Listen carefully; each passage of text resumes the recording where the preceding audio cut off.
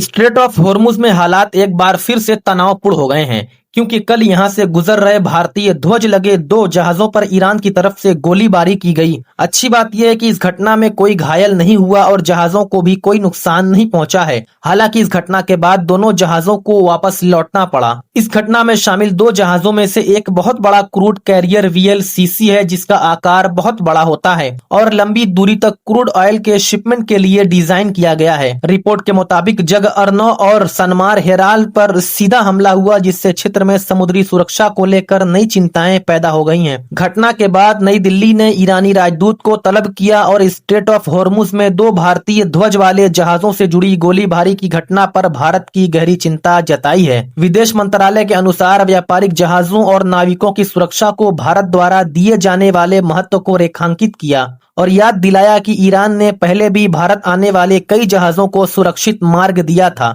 व्यापारिक जहाजों पर गोलीबारी की इस गंभीर घटना पर अपनी चिंता दोहराते हुए विदेश सचिव ने राजदूत से आग्रह किया कि वे ईरान के अधिकारियों को भारत का दृष्टिकोण बताएं और होर्मुज से भारत आने वाले जहाजों के आवागमन को सुगम बनाने के प्रोसेस को जल्द से जल्द दोबारा शुरू करें। विदेश मंत्रालय ने आगे कहा कि राजदूत ने ईरानी अधिकारियों को इन विचारों से अवगत कराने का आश्वासन दिया है। इस युद्ध में अमेरिका को भी गलती से अपने ही सैनिकों पर गोलीबारी की घटनाओं का सामना करना पड़ा है। कल सुबह ईरान ने घोषणा की कि अमेरिकी नौसैनिक नाकेबंदी के चलते होर्मुज पर उसका नियंत्रण पहले जैसा हो गया है। इस नाकेबंदी के चलते कई कॉमर्शियल जहाजों ने इस महत्वपूर्ण जल मार्ग से गुजरने का प्रयास छोड़ दिया है। 2 दिन पहले तेहरान ने होर्मुज को खुला घोषित किया था जिससे दुनिया के तेल और नेचुरल गैस का परिवहन होता है। क्योंकि इजराइल और हिजबुल्लाह के बीच युद्ध को रोकने के लिए लेबनान में युद्ध विराम पर सहमति बनी थी। फिर कल सुबह ईरान के केंद्रीय सैन्य कमान ने कहा कि अमेरिकी नाकेबंदी के जवाब में वह होर्मुज को फिर से बंद कर देगा।